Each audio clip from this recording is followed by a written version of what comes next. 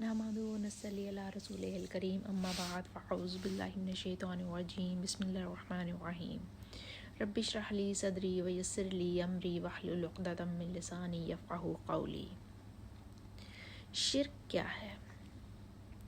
شرک کا مفہوم جاننے کے لیے ہمیں اللہ کی وحدانیت کا یقین ہونا ضروری ہے۔ توحید پر ایمان ہمارے ایمان کا پہلا اور لازمی جزو ہے۔ توحید کا مطلب ہے کہ اللہ ایک ہے اور اللہ کے سوا کوئی دوسرا عبادت کے لائق نہیں۔ صرف اللہ کی ذات ہی واحد مشکل کشا ہے، رازق ہے، وہی سمیع اور علیم ہے، وہی غفور اور رحیم ہے، وہی ہمیشہ سے زندہ اور قائم ہے اور ہمیشہ تک زندہ اور قائم رہے گا۔ نہ اس کو کسی نے پیدا کیا اور نہ اس نے کسی کو جنم دیا، یعنی نہ وہ کسی کا باپ ہے اور نہ کسی کا بیٹا، نہ اس کو نیند آتی ہے اور نہ ہی اس کو اونگ آتی ہے۔ وہ زمین اور آسمان کا مالک ہے اور کائنات کی ہر چیز اس کے قبضہ قدرت میں ہے۔ شرک کا مطلب ہے کہ اللہ کے ساتھ کسی دوسرے کو شریک ٹھہرانا، یعنی عبادت میں کسی اور کے سامنے سجدہ ریز ہونا، خالق کسی اور کو سمجھنا، مشکل کو کشا کسی اور کو مان لینا۔ اب کہنے کو تو سب مسلمانوں کا دعویٰ یہ ہے کہ ہم سب اللہ کی وحدانیت پر ایمان لاتے ہیں، کسی اور کے سامنے سجدہ ریز نہیں ہوتے، کسی دوسرے کو خالق نہیں سمجھتے، کسی دوسرے کو مشکل کشا نہیں سمجھتے، کیونکہ یہ ہمارے ایمان کا بنیادی جزو ہے۔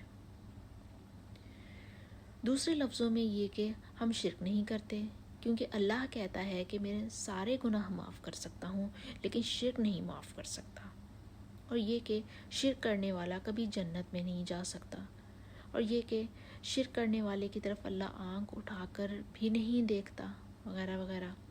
ہمیں سب باتوں کا اچھے سے علم بھی ہے اور یقین بھی ہے۔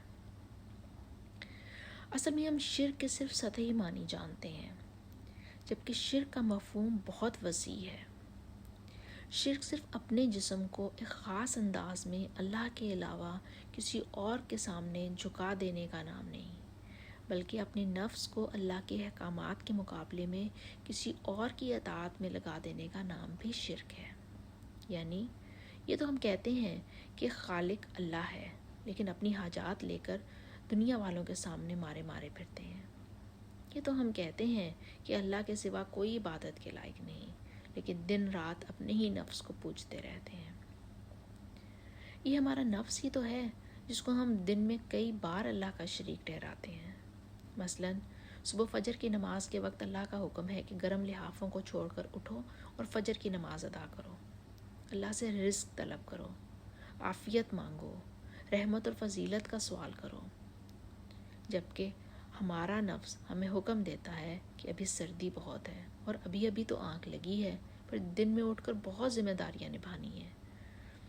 ابھی اٹھ گئے تو دن بھر تھکاوٹ محسوس کرو گے، اس لیے سوتے رہو۔ اب اگر ہم اللہ کا حکم چھوڑ کر اپنی نفس کا حکم مان کر سوتے رہ جاتے ہیں اور فجر کی نماز چھوڑ دیتے ہیں تو یہ ہم شرک کر رہے ہوتے ہیں۔ پھر دن نکلا اور تو ہم دنیا کے کام اور ذمہ داریاں نبھانے کے لیے اپنے لحافوں سے باہر آ گئے، اپنے اپنے کاموں پر جانے کے لیے تیار ہونے لگے۔ ستر پوشی اور پردے کے بارے میں جو اللہ کے احکامات ہیں مردوں اور عورتوں دونوں کے لیے کہ چست اور باریک لباس نہیں پہننا، عورتوں کا بناؤ سنگھار خاوند کے لیے ہونا چاہیے اور کسی کے لیے نہ ہو، مردوں کی پینٹ اور شلوار ٹخنے سے اوپر ہو اور عورت کے پینٹ یا شلوار ٹخنے اور عورت کے ٹخنے ڈھکے ہونے چاہیے۔ نفس کہتا ہے کہ اچھا سا تیار ہو، جیسے دنیا والے پسند کریں، افسر تعریف کریں اور ہمارے اچھے ذوق اور اچھی شکل کی واہ واہ ہو جائے۔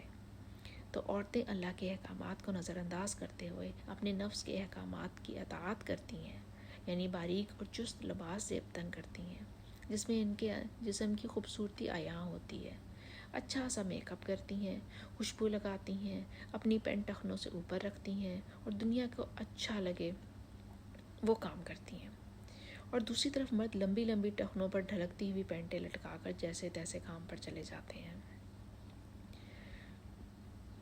اب اگر ہم اللہ کا حکم چھوڑ کر اپنے نفس کا حکم مانتے ہیں تو ہم شرک کر رہے ہوتے ہیں۔ اب سارا دن لوگوں کے ساتھ معاملات کرتے ہوئے اللہ کا حکم ہے کہ تکبر نہیں کرنا، کوئی ناجائز کام نہیں کرنا، کسی کی دلوزاری نہیں کرنی، کسی کا مذاق نہیں اڑانا، کسی کا مال ناحق نہیں کھانا، اپنے اختیارات کا ناجائز استعمال نہیں کرنا،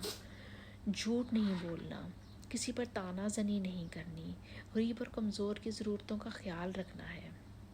نفس کہتا ہے کہ ذرا اکڑ کر چلو، پر اعتماد لگو گے، ہنسی مذاق اس طرح کرو کہ اگلے کو بات بھی لگ جائے اور تمہارا ہنس مکھ ہونے کا بھرم بھی رہ جائے۔ کہیں کوئی کمزور یا ضرورت مند دیکھو تو اپنی قابلیت اور مال کا پرچار کرو تاکہ اس کے دل میں آپ کا رعب اور دبدبہ بیٹھ جائے۔ اپنا مقصد پورا کرو، اور اگر اس کے لیے تھوڑا بہت جھوٹ بھی بولنا پڑے یا کوئی ناجائز کام کرنا پڑ جائے یا کسی کا تھوڑا بہت حق کھانا پڑ جائے تو کر گزرو، کیونکہ اگر ایسی ہوشیاری سے کام نہ لیا تو دنیا دبا دے گی۔ ایک ہی مرتبہ تو زندگی ملی ہے، اس لیے اس کو بھرپور طریقے سے اکڑ کر زندہ دلی سے جیو۔ اب اگر ہم اللہ کے ان احکامات کو نظر انداز کر کے اپنے نفس کے احکامات کو مان کر اپنا دن اپنی مرضی سے گزاریں گے، دن کی نمازوں کا اہتمام نہیں کریں گے کہ وقت نہیں ملا،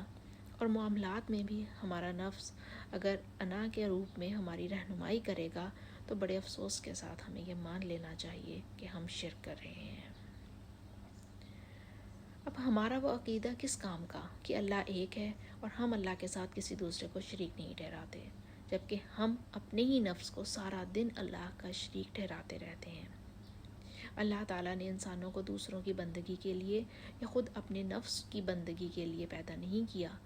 بلکہ اپنی بندگی کے لیے پیدا کیا ہے۔ اللہ پر جو ایمان آپ کو صبح نماز کے لیے نیند سے بیدار نہیں کر سکتا، اللہ کے احکامات کی اطاعت نہیں کروا سکتا، فحاشی، گناہ اور ظلم سے نہیں روک سکتا، وہ ایمان آپ کو جنت میں کیسے لے کے جا سکتا ہے؟ اللہ کے احکامات کی اطاعت کے بغیر نہ ہی اللہ سے دعا کی قبولیت ہوگی اور نہ ہی اللہ کے سامنے ایسی دعا کی کوئی اہمیت ہے، اور انسان اللہ کے احکامات کی اطاعت اس وقت تک نہیں کر سکتا جب تک اللہ کی ذات اور کبریائی اور اللہ کی جزا اور سزا کا علم نہ ہو، اور وہ علم یقین کی حد تک پہنچا ہوا نہ ہو۔ اللہ اور اللہ کے رسول صلی اللہ علیہ وآلہ وسلم کے احکامات کو جاننے اور سمجھنے کے لیے قرآن، حدیث اور سنت رسول صلی اللہ علیہ وآلہ وسلم کی تعلیم و تربیت اور علم ہونا ضروری ہے۔ اس علم اور یقین کے ساتھ جب ہم اللہ کے سامنے اپنی حقیقت اور اللہ سبحانہ و تعالیٰ کی حیثیت کو دیکھیں گے تو شرک جیسے جان لیوا اور موذی مرض سے بچ سکیں گے۔ اللہ ہم سب کو نفس کے شرک سے محفوظ رکھے، آمین یا رب العالمین۔